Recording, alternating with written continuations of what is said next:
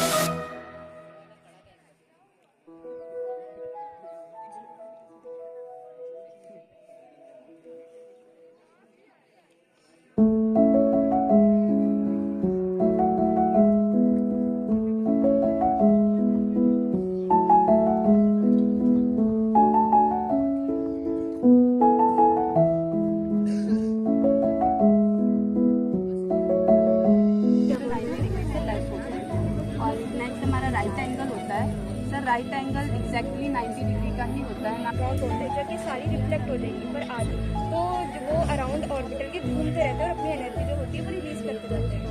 पर बोहर ने बोला कि नहीं, वो एनर्जी रिलीज नहीं करते, तो उनका फिक्स होता है energy.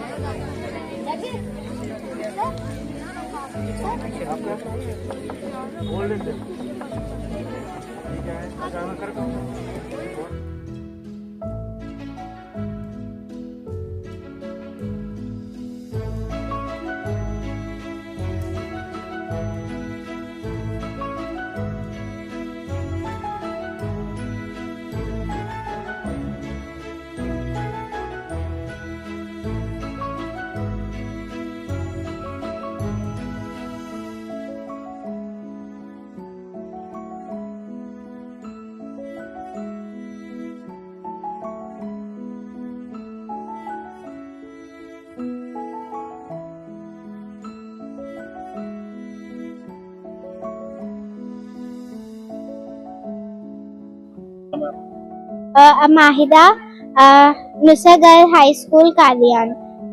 This is a 3D model of platforms in a railway station. As we know, railway stations are very crowded places in our city. In this project, we have connected the two platforms by an automatic connecting bridge. This bridge automatically retracts when the arrival of a train is near. This bridge is to increase mobility of passengers between the platforms.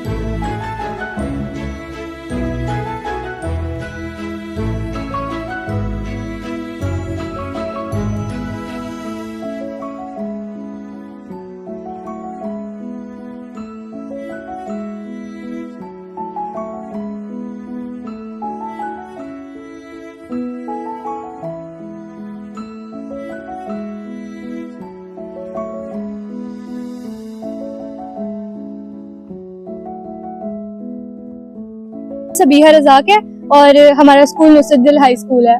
तो ये मैंने एक project बनाया है हमारा AI dream house. इसमें मैंने सब किया हुआ है। इसमें एक लाइट है, वो डिटेक्ट करती है पहले अगर बाहर अंधेरा होता है तो फिर वो जल जाती है। और यहाँ पे एक वॉइस कंट्रोलर AC है, जब हम वॉइस से उसे कहेंगे तो वो जलेगा। और एक स्मोक अलार्म है, उस स्मोक अलार्म में जब भी वो स्मोक डिटेक्ट करेगा या फिर कोई आग डिटेक्ट करेगा तो वो बस बस करने लग पड़ेगा। और इसी के साथ हमारा एक रोबोट है, वो हमारी हर चीज में हेल्प करता है। वो हमारी गार्डनिंग जो इधर है, ये रोबोट है, ये हमारी गार्डनिंग वगैरह में भी हेल्प करता है। और इसी तरह से सोलर पैनल भी यहाँ पे सब कुछ है। और ये हमारा एक पूरा घर है। और ये एक शहद की मक्खी का हमने मॉडल बनाया है। और इसमें बताया है कि आजकल साइंस में जितनी तरक्की हुई है उससे ये पता चला है कि शहद जो हमारा है वो सारी बीमारियों में काम आता है, कोई भी बीमारी हो, कैंसर वगैरह, हर चीज में। और कुरान में इसका पहले ही जिक्र है, सूरह नहल आयत 68 और 69 में अल्लाह ताला ने ये फरमाया है कि उसके पेट में रंग बिरंगी चीजें होती हैं जिससे वो शहद बनता है। और उसे इल्हामन फरमाया है कि माउंटेन्स में जाओ और बेलों में अपने शहद की छत्ते बनाओ और वहां से हर तरह के फूलों से, फलों से शहद इकट्ठा करो। और इस सब का पूरा बताया। और इसमें बताया है कि ये इंसानों के लिए शिफायाबी का वो है। और इस तरह का हमने बनाया। ये मैंने सेव वाटर पे एक पेंटिंग बनाई है। ये मैंने पूरे जंगल की एक सीनरी बनाई है और यहाँ पे हमने सेव वाटर लिखा हुआ है।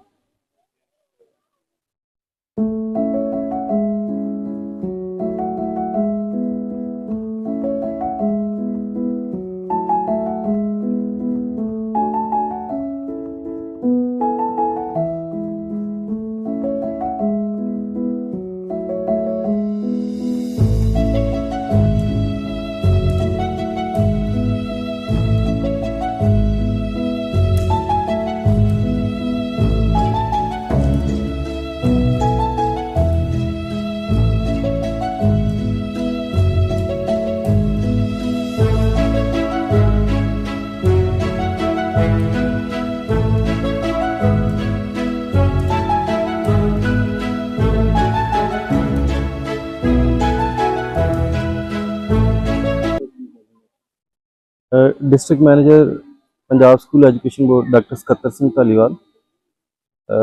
मैं अज कादियां विच पहुँच के जी साइंस एग्जीबिशन लगी हुई विद्यार्थियों वालों ਉਹਦੇ ਵਿੱਚ आ के काफ़ी खुशी महसूस कर रहे हैं, काफ़ी प्रभावित होए हैं। क्लास 6 तो लैके 12th तक के सारे विद्यार्थी जिहड़े साइंस विच चंगी रुचि विखाउंदे ने और इहदे नाल कुछ हिस्टोरिकल्स मॉडल्स भी बनाए ने और कुछ कल्चरल भी बनाए ने। बहुत अच्छा इनिशिएटिव है। स्कूल का सारा स्टाफ, प्रिंसीपल साहबान ਵਧਾਈ ਦੇ ਪਾਤਰ ने। बहुत वधिया लगा इत्थे।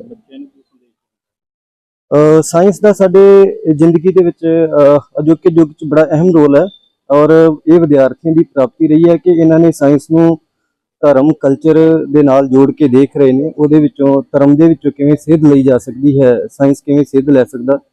तो बच्चों का बड़ा अच्छा यतन है। तो सारे विद्यार्थी ਵਧਾਈ ਦੇ पात्र ने। I am Amrita Shafi from class 11, student of medical stream. तो जो हमारा टॉपिक है आज वो है कैंसर पे। हमने थोड़ी सी सर्च की है कि किस तरीके से कैंसर होता है हमारी बॉडी में। एज वी नो कि हमारी बॉडी में मिलियंस ऑफ सेल्स हैं, डिवाइड होते हैं हमारी बॉडी में। कोई चोट लग जाती है तो वो ठीक हो जाता है क्योंकि डिविजन्स ऑफ सेल होती है। उसी तरीके से हमारी बॉडी में एबनॉर्मल अनकंट्रोलेबल ग्रोथ होती है सेल्स की। जैसे फर्स्ट स्टेज ये है हमारी एबनॉर्मल ग्रोथ ऑफ सेल्स की, फर्स्ट स्टेज ये है। सेकंड, थर्ड एंड फोर्थ ये स्टेजेस हैं कि किस तरीके से सेल्स जो है अनकंट्रोलेबली डिवाइड होते हैं, जिसकी वजह से हमारे बॉडी पार्ट्स इफेक्ट होते हैं। जैसे लीवर हो गया, लंग्स हो गया, किडनी हो गया। इन सब में मतलब ऐसा कोई बॉडी पार्ट नहीं है जहाँ कैंसर नहीं हो सकता। जैसे ब्लड है, इवन ब्लड कैंसर होता है जिसको ल्यूकेमिया कहते हैं हम। इसमें क्या होता है कि वाइट ब्लड सेल्स जो होती हैं हमारी, वो जो है अनकंट्रोलेबली डिवाइड होती रहती हैं, जिसकी वजह से ल्यूकेमिया कैंसर होता है। इसी तरीके से सार्कोमा होता है जो कनेक्टिव टिश्यू के कैंसर होते हैं, जैसे बोन कैंसर और मसल्स कैंसर। इस तरीके के और भी काफी तरह के कैंसर्स हैं।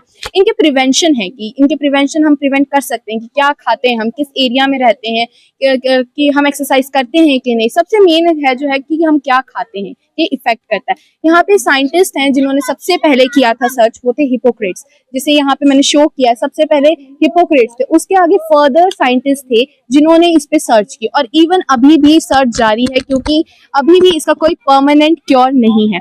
परमानेंट क्योर नहीं, लेकिन स्टिल क्योर्स हैं, जैसे ये कीमोथेरेपी हो गया, रेडिएशन थेरेपी हो। कीमोथेरेपी में ड्रग्स देके कैंसर को प्रिवेंट करने की कोशिश करते हैं। रेडिएशन थेरेपी में इतनी हाई रेडिएशन देते हैं कि हमारी जो कैंसर सेल्स होती हैं उनको हम खत्म कर सकते हैं, लेकिन अभी भी कोई परमानेंट इलाज नहीं है। अभी भी साइंटिस्ट जो हैं इसके बारे में सर्च कर रहे हैं, इसका कोई परमानेंट इलाज ढूंढ रहे हैं।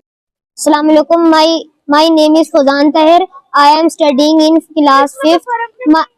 My school name is Talimul Islam Senior Secondary School Qadian. I have made this earthquake alarm model.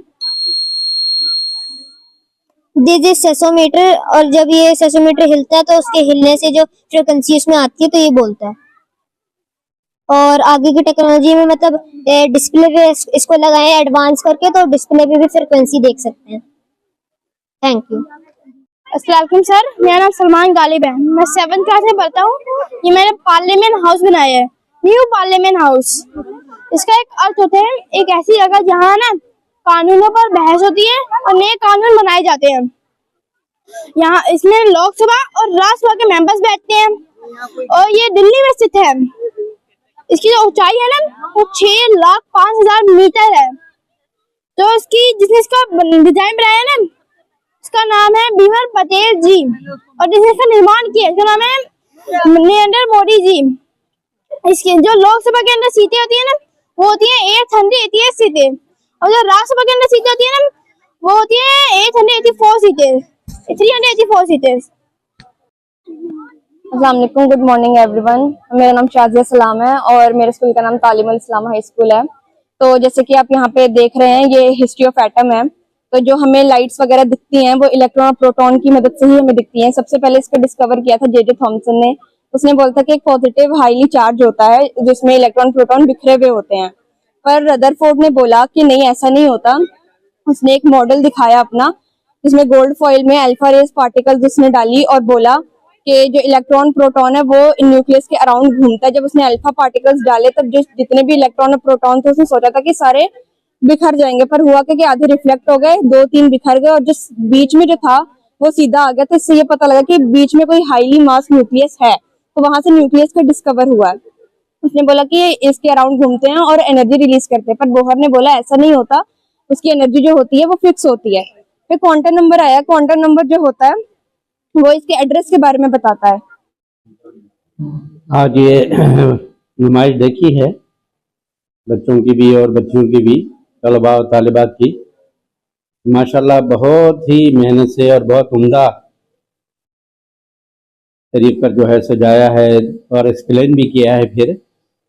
और ये तो साइंस और टेक्नोलॉजी का ज़माना है। इंसान का दिमाग तो जो है वो अजायबात का एक दुनिया है। तो इंसान का दिमाग देखो कहाँ से कहाँ।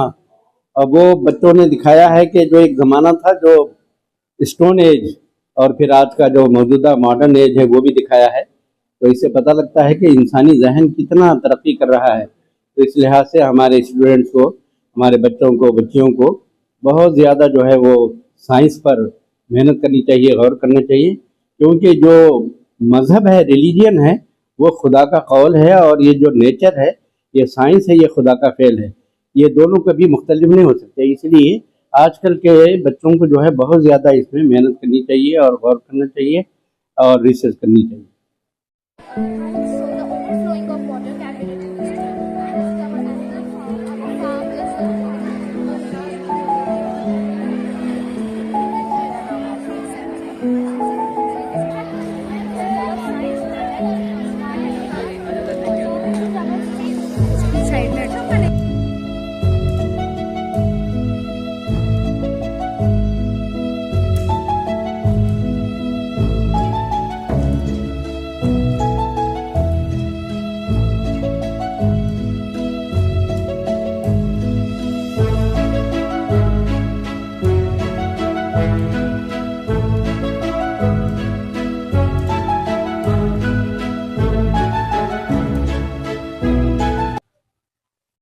First of all, I would like to congratulate whole organizing team, teachers and principal।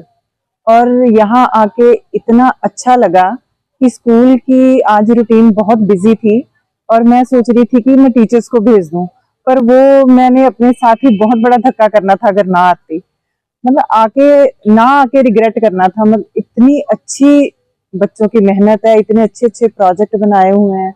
कुछ एक प्रोजेक्ट तो पहले भी हम देख चुके हैं काफी स्कूल्स में, अपने स्कूल्स में भी, बट कुछ एक बच्चों ने ना बैक टू बेसिक कि नेचुरल वे से कैसे हम कर सकते हैं।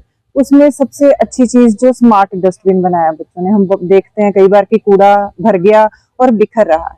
अगर उस कॉन्सेप्ट को अडॉप्ट किया जाए तो स्वच्छता की तरफ एक और कदम हम बढ़ा सकते हैं कि डस्टबिन फुल हो गया, अलार्म बजेगा और उसको खाली कर दिया जाए। दूसरी एक चीज जो और बहुत हिट की है वो है सीड प्रोटेक्शन, कि नेचुरल वे से सीड को सुखाया जा रहा है, नेचुरल सनलाइट से, कि जैसे ही कोई बारिश या ड्रिजलिंग स्टार्ट होगी अलार्म बजेगा और उसी टाइम वो कवर हो जाएंगे। ये एक चीजें बहुत हिट की हैं। एक बच्चे ने बनाया हुआ है एम्ब्रॉयडरी डेवलपमेंट, अमेजिंग प्रोजेक्ट। तो इसलिए मैं सभी को यही कहना चाहती हूँ कि इसी मेहनत से और लगन से काम करें और ये स्कूल और ऊंचाइयों को छुए। Thank you.